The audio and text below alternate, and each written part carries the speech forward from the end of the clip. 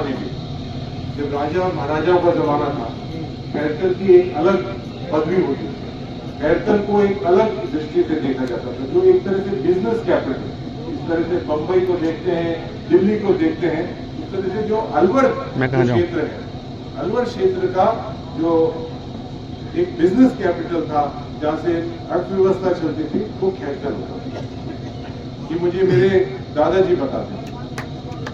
और खैरतल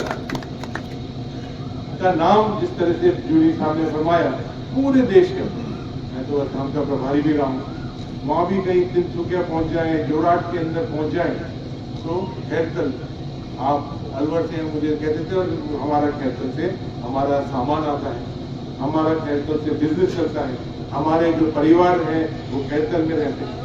इसका इतना बड़ा नाम है।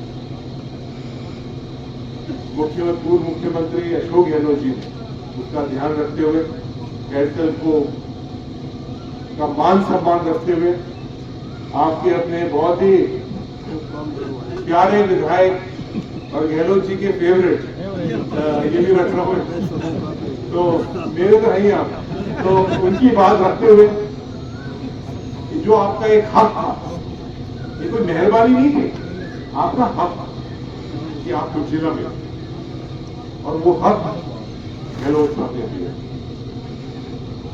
तुरंत कलेक्टर लगा, ये तो जिले अनाउंस हो जाते हैं बहुत बार, मैंने बहुत सारे प्रदेशों में देखा, साल साल 2-2 साल तक कोई अफसर नहीं आता है, अखबारों में नाम छप जाता है, तालियां बज जाती है, स्वागत हो जाता है, माला पहन लेते हैं और साफा पहन लेते हैं, लेकिन फील्ड के अंदर कुछ नहीं होता, जमीन पर कोई काम नहीं होता। लेकिन रिकॉर्ड, मैं तो खुद हैरान हो गया, और मैंने फोन करके गहलोत साहब को धन्यवाद दिया। मैंने कहा पहली बार मैंने देखा है, देश में बहुत सारे जिले मैंने देख लिए बनते हुए और बिगड़ते हुए, लेकिन आपने मेरे ख्याल से 5वें या 10वें दिन ही, 20वें दिन ही आपने वहाँ नियुक्त कर दिया, कलेक्टर को नियुक्त कर दिया, वहाँ का कार्यकारी आपने कलेक्टर बना दिया, और वहाँ की किस तरह से व्यवस्थाएं होंगी, किस तरह से ऑफिस आएंगे, किस तरह से बिल्डिंग चलेगी, किराए की बिल्डिंग बनाएंगे, मतलब बिल्डिंग के अंदर स्थापना चलेगी। कई बार जो ये फरमा रहे थे कि यहाँ तो एक बहुत बड़ा माफिया ग्रुप आ गया, भू माफिया जिसे बोलते हैं, कि रोज आज यहाँ बना रहे हैं, वहां से वहां बेच लो, कभी बीबी रानी की तरफ ले जाएंगे, कभी किशनगढ़ बाईपास की तरफ लेके जाएंगे, कभी कौन सी जगह पर लेके जाएंगे, और वहां का जमीनों का सौदा कर लेंगे। और मुझे बहुत दुख की बात यह है कि जो जनप्रतिनिधि होते हैं और जो सरकार होती है, तो जनता की आवाज होती है, जनता की भावना क्या है, उसके अनुरूप काम करते। क्या पूरी जनता तो कह रही है कि हमारा नाम मत बदलो, हमारी पहचान खत्म मत करो, हमारा जिला मत बदलो, और सरकार ने बदलना पड़ेगा। कैसी सरकार है? वोट देके तो आपने बनाया उस सरकार को, जनता के वोट देके बनी आज वो सरकार, और जनता के खिलाफ काम करते, वादे बड़े बड़े, आपने ERC का तो बहुत सुना होगा, कितनी बार प्रधानमंत्री नरेंद्र मोदी जी ने आकर और ERCP की घोषणा कर दी। पिछले से पिछले चुनाव जो वसुंधरा जी होती थी मुख्यमंत्री, अजमेर में आके उन्होंने घोषणा कर दी।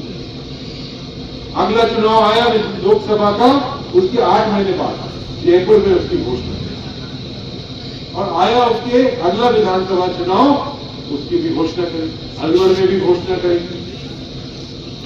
लेकिन एक आज इस पूरे क्षेत्र के अंदर, मैं जिले के आगे बात रखना चाहूंगा, इस पूरे क्षेत्र के अंदर पूरा जो अलवर है वो डार्क जोन के अंदर जा रहा है, और यहाँ तक कि खैरतल, लक्ष्मणगढ़ है, थानागाजी है, राजगढ़ में तो 2-3 हजार फुट तक पानी नहीं। यहाँ तक कि भैरों, जिसे हरदम मानते थे पानी का जल स्तर ऊपर रहता था, वो आधा का आधा डार्क जोन के अंदर आ गया। आपका खैरतल है, बानसूर है, किशनगढ़ है, ये पूरा जो क्षेत्र डार्क जोन के अंदर आ गया है।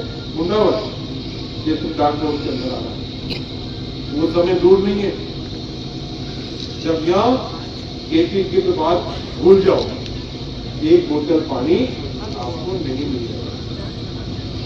ऐसा समय आ सकता है। लेकिन अभी भी उसकी रोकथाम हो सकती है। आपको चंबल का पानी लेके आना पड़ेगा, आपको यमुना का पानी लेके आना पड़ेगा, आपको यह स्रोत बनाने पड़ेंगे पानी। आपने बोरिंग करी, पानी निकाला, खुश हो लिए, हमारी तो बोरिंग हो गई 10 इंच, 12-12 घंटे चल रही है, 18 घंटे चल रही है, पानी अच्छा मिल रहा है, लेकिन वो सारा पानी आप खत्म कर रहे हो। जब वो बोर खत्म हो जाएगा फिर क्या होने वाला?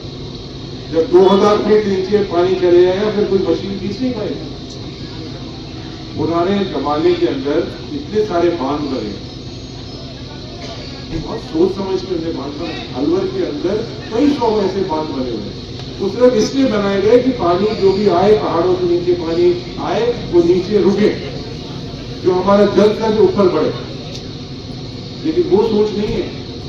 सोच ये है कि जेलें लेके जाओ, सोच ये है नाम बदलो, सोच ये है कि जमीनों का धंधा करो। इस तरह की सरकार चल रही है। मुझे एक बात की पीड़ा और है जूली जी, जो मेरे ख्याल से आप कभी भी वो बात पूरी हो नहीं सकती।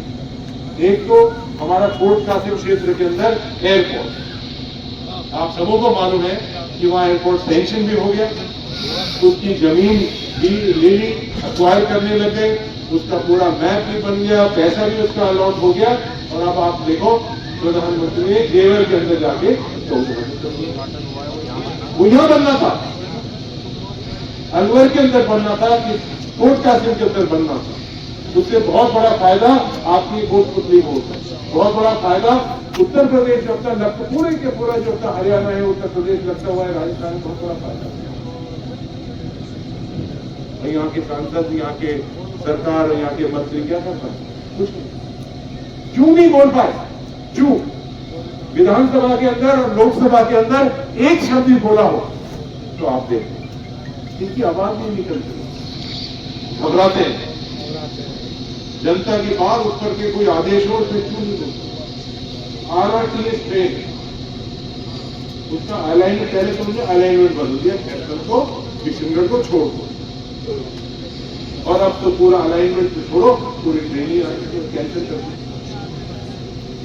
आज आपने देखा होगा अखबारों में, आप पढ़ो, नहीं तो हमारे नौजवान साथी आप अपना गूगल करके देखो, जो दिल्ली से और मेरठ तक जो RRTS ट्रेन चल रही है, उससे पहले हमारी चलनी चाहिए थी। कैबिनेट का डिसीजन, जो पैसा इसके लिए अलॉट हुआ था वो पहले हुआ था, मेरठ और दिल्ली का पैसा बाद में अलॉट हुआ। तीसरे नंबर पर मेरठ था, पहले नंबर पर अलवर था। अलवर था। कहाँ है वो? आपका टाइम का मानने को सर में पत्रगटी होगी, मकानन की, टीनन की, मैं सरपंच था, जो सारी मेरी पंचायत में लगे, जो आपने कराई थी एयरपोर्ट वाला, सर को हुई पड़ी, हो गई, सब काम हो गया। मैं ऐसी ये चीजें ऐसी बता रहा हूँ कि देखो बिल्डिंग भी बन जाएगी, बिल्डिंग टूट भी जाएगी। बहुत धन्यवाद देता हूँ कि आपने लगातार लगभग 300 दिन से 273 दिन कि आपका धंधा चल रहा है। लोग इस गर्मी में, सर्दी में यहाँ बैठे हुए हैं, आपका बहुत बहुत धन्यवाद देता हूँ। होली और दिवाली भी आपने यहाँ मनाई है, एक बहुत बड़ा काम होता है। सब लोगों के पास काम है, किसी को दुकान का काम है, किसी परिवार का काम है, कोई काश्तकार है, किसी को मंडी जाना है, किसी को कुछ और करना है, लेकिन आपने सब काम छोड़कर यहाँ आप रुके हैं। इसीलिए सरकार के ऊपर प्रेशर बना हुआ है। आप नहीं ये करते, आप धरना नहीं देते, और वो ट्रैक्टर रैली जो मुझे ललित जी ने दिखाया कि ये बैठे थे, और उसकी मैंने फोटो भी देखी, और आप सब लोग पूरी टीम के लोग हैं, उन्होंने मुझे मोबाइल पर दिखाया था। अगर वो आप नहीं करते आपका तो ये उड़ था, पूरा क्षेत्र इकट्ठा हुआ है मेरे साथ, और उनको एकदम से घबरा गए वो कि एकदम से क्या हुआ। उनको उम्मीद नहीं थी, उन्होंने सोचा कोई 200-400-500 लोग आ जाएंगे, थोड़ी देर वो धरना देंगे, इतना आप जिंदाबाद बोलेंगे और फिर घर चले जाएंगे। तो उनको ये आभास नहीं था कि इन लोगों के अंदर आक्रोश है, और ये खैरतर के लोग, किशनगढ़ के लोग, मुंडावर के लोग, योद्धा लोग, मैं इस मौके पर सिर्फ आपसे इतना ही निवेदन करूंगा कि पूरी कांग्रेस पार्टी और खास तौर से हमारे नेता प्रतिपक्ष जिनका हम सबों को बहुत गर्व है कि हमारे अलवर से सबसे वो सब लोग ज्यादा पीड़ा तो मंडावर की है। हाँ? सबसे ज्यादा पीड़ा तो मंडावर की है इसमें, जिला अगर उठता है तो यही मैं आपसे निवेदन करूंगा कि हम साथ मिलकर, इसमें कोई पार्टी की बात नहीं है, इसके अंदर कोई ग्रुप की बात नहीं है, कोई क्षेत्रवाद नहीं है। ये अपना काम जो है ये पूरे क्षेत्र का है, आम जनता का काम है। इसमें हम कोई राजनीति नहीं करना चाहते और इसमें राजनीति होनी भी नहीं चाहिए। ये मैं आपको निवेदन करने आया हूं। हम सब लग के और आखिरी दम तक ये लड़ाई लड़ेंगे। ये जिला कहीं नहीं जाएगा। जो हमारा हक है वो हक वापस आएगा, जो ऑफिस है वो वापस आने देंगे। बहुत बहुत धन्यवाद। जय हिंद, जय भारत।